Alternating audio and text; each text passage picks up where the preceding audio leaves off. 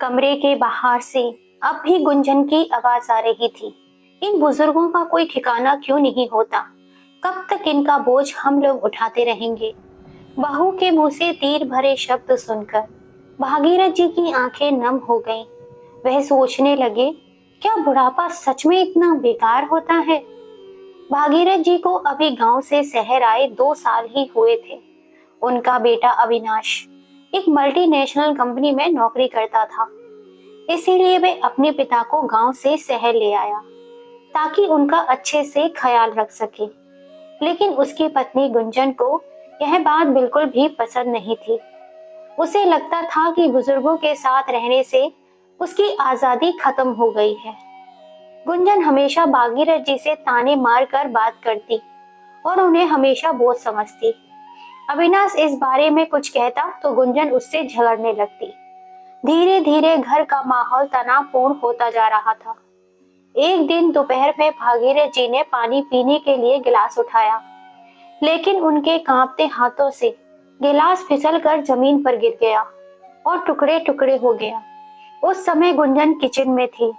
आवाज सुनकर तेजी से बाहर आई और गुस्से में चिल्लाई, हे भगवान, आपको कुछ भी ठीक से पकड़ना क्यों नहीं आता? हर दिन कुछ ना कुछ तोड़ते रहते हैं। हमें अपना नौकर समझ रखा है क्या? भागीरथ जी शर्मिंदा होकर बोले, बेटी, गलती से हो गया, मैं अभी साफ कर देता हूँ। उन्होंने झाड़ू उठाई और कांच के टुकड़े समेटने लगे, लेकिन तभी एक तेज धार वाला टुकड़ा उनके पैर में चुभ गया। खून निकलने लगा और उन्होंने दर्द सहते हुए कांच निकाला। उन्होंने बहू को भी आवाज दी, बेटी, जरा दवा तो दे दो, पैर कट गया है, बहुत खून बह रहा है। गुंजन गुस्से में पैर पटकते हुए आई और खून देखकर भड़क गई। अब ये नया ड्रामा और शुरू हो गया। सारा घर गंदा करके रख दिया। आपको कहीं और जाकर नहीं मरना था क्या? दिन भर पड़े पड़े सिर्फ हमें परेशान करते रहते हैं। भागीरथ जी का दिल टूट गया। बिना कुछ कहे वे लड़खड़ाते हुए अपने कमरे में चले गए। वहां टेबल पर उनकी पत्नी की तस्वीर रखी हुई थी। उनकी आंखों से आंसू गिर पड़े। वह तस्वीर को देखकर बुदबुदाए, काश तुम होती तो ये दिन नहीं देखना पड़ता। कमरे के बाहर से गुंजन की आवाज अभी भी आ रही थी। जब वह जिंदा थी तो भागीरथ जी को कभी एक गिलास पानी भी नहीं लेने देती थी। उनका बहुत ख्याल रखती थी। शाम को जब अविनाश घर आया तो गुंजन ने तुरंत उसकी शिकायत करनी शुरू कर दी। देखो ना, तुम्हारे पापा दिन भर घर में कुछ ना कुछ तोड़ते रहते हैं। आज तो उन्होंने हद ही कर दी। एक तो इतना महंगा गिलास गिरा दिया और फिर खुद को चोट भी लगा ली। सारा घर गंदा करके रख दिया। आखिर कब तक ये सब सहना पड़ेगा? अविनाश पहले से ही ऑफिस के तनाव में था।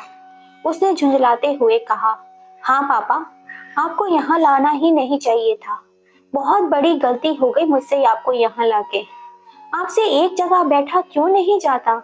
क्यों घर में इधर उधर डोलते रहते हो? घर में कितनी परेशानियां हो रही हैं, कभी सोचा है आपने? भागीरथ जी चुपचाप सिर झुकाए बैठे रहे। उनके अंदर जैसे कोई टूट रहा था। कुछ देर बाद अविनाश गुस्से में बड़बड़ाता रहा, फिर बाहर चला गया।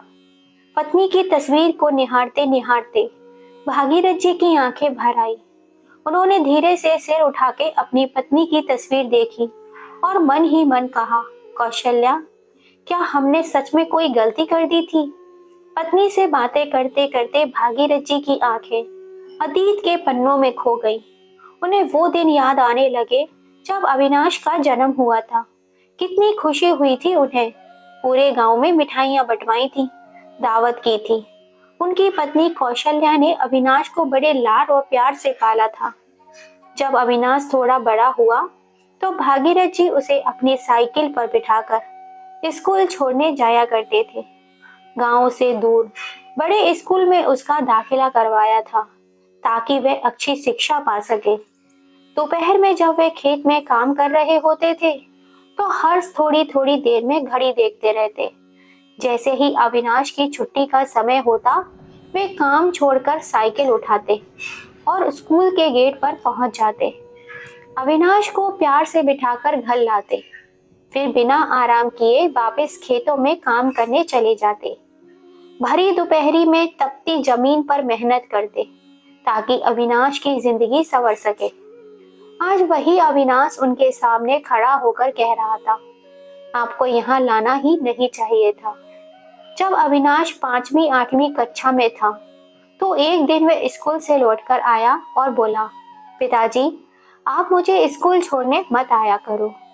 मेरे दोस्त मेरा मजाक उड़ाते हैं। आप मुझे एक मोटरसाइकिल दिलवा दो। कौशल्या जी, जो हमेशा अपने पति का सम्मान की रक्षा करती थी, तुरंत बोल उठी, अच्छा, अब अपने बाप के साथ जाने में तुम्हें शर्म आने लगी है? जब ये धूप बारिश में खेतों में मेहनत करते थे तब शर्म नहीं आती थी? कोई मोटरसाइकिल नहीं मिलेगी, जाना है तो पैदल जा। भागीरथ जी ने कौशल्या को शांत किया और बोले, बच्चा बड़ा हो रहा है, उसकी भावनाएं भी हमें समझनी होंगी।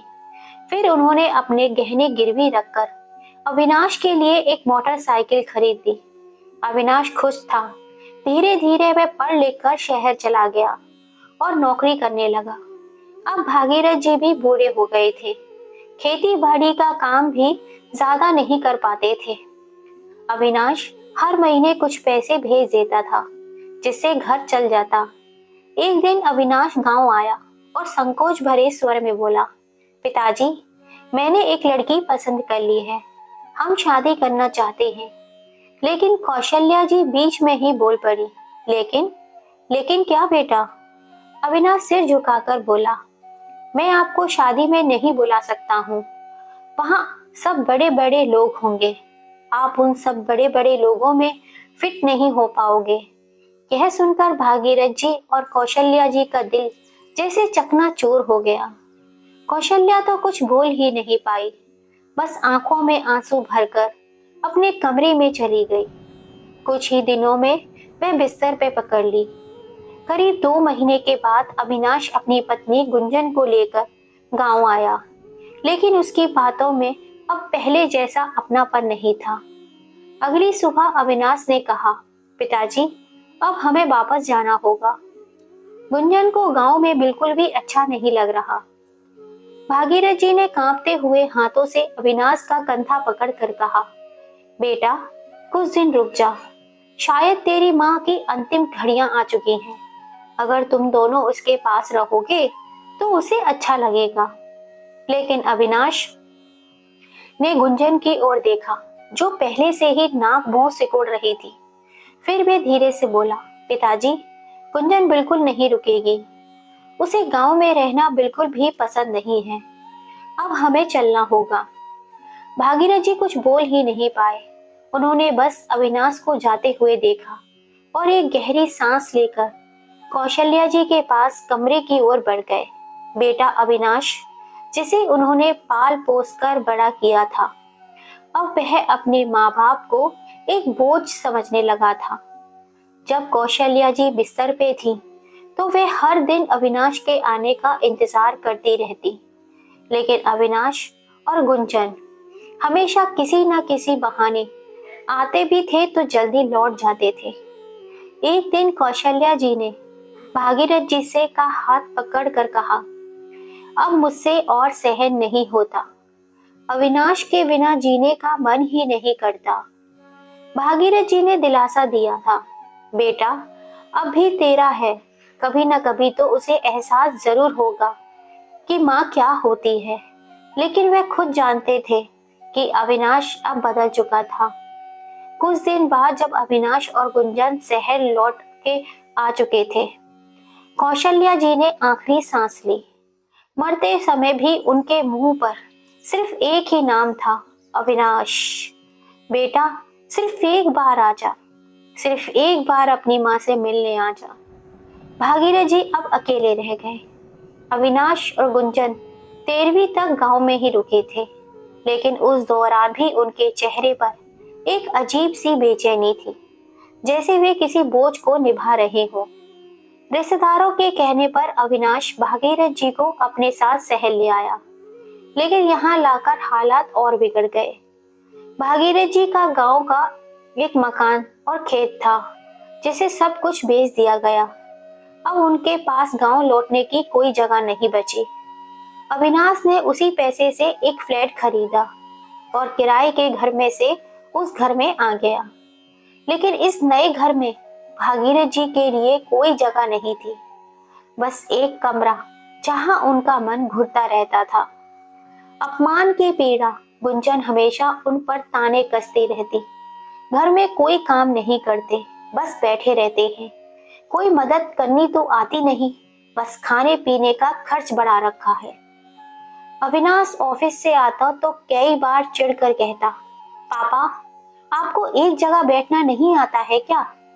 हर बार कुछ ना कुछ मांगते ही रहते हैं और कोई काम धंधा नहीं है आपके पास। मैं कितना बिजी रहता हूँ। भागीरथ जी धीरे धीरे खामोश रहने लगे। अब वे ज्यादा बोलते नहीं थे, बस एक कोने में बैठे रहते जहां कोई उनकी परवाह नहीं करता था। एक शाम जब गुंजन ने उन्हें ताना मारा, इस उम्र में खुद का ख्याल नहीं रख सकते तो हमारा क्या रखोगे? फिर गांव छोड़कर आए ही क्यों? तो भागीरथ जी का मन पूरी तरह टूट गया। वे चुपचाप घर से निकले और पास के एक पार्क के बेंच पर जाकर बैठ गए।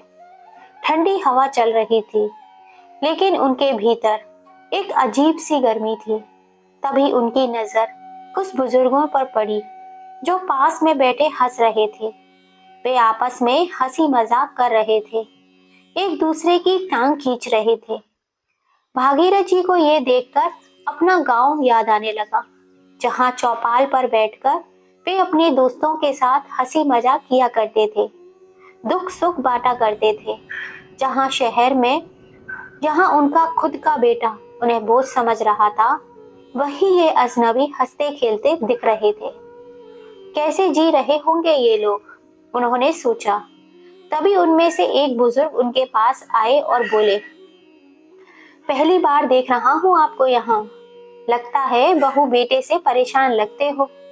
भागीरथ जी झेप गए। नहीं नहीं, ऐसी कोई बात नहीं है। वे सज्जन हंस पड़े। अरे भाई, मुझसे कुछ नहीं छिपा है। हम सब भी कभी न कभी अपने घरों में ऐसे ही अपमानित हुए थे, लेकिन अब देखो कितने मजे से रह रही है। भागीरथ जी ने आश्चर्य से पूछा, कैसे? यहीं पास में एक वृद्धाश्रम है, हम सब वहीं रहते हैं। अपनी मर्जी से उठते हैं, बैठते हैं, हंसते हैं, खेलते हैं। कोई ताने मारने वाला नहीं है, कोई बेइज्जती करने वाला नहीं है। वहाँ के नौजवान हमारी सेवा करते हैं, समय पर खाना देते हैं, दवा देते हैं और सबसे बड़ी बात, इज्जत देते हैं। भागीरथ जी की तो आंखों में आंसू आ गए। उन्हें इस अनजान शहर में कोई अपना सा मिल गया था। महेश जी जो उनके लिए एक नए दोस्त बन चुके थे, बाकी साथियों को बुला लाए। सबने भागीरथ जी को वृद्धाश्रम चलने के लिए कहा।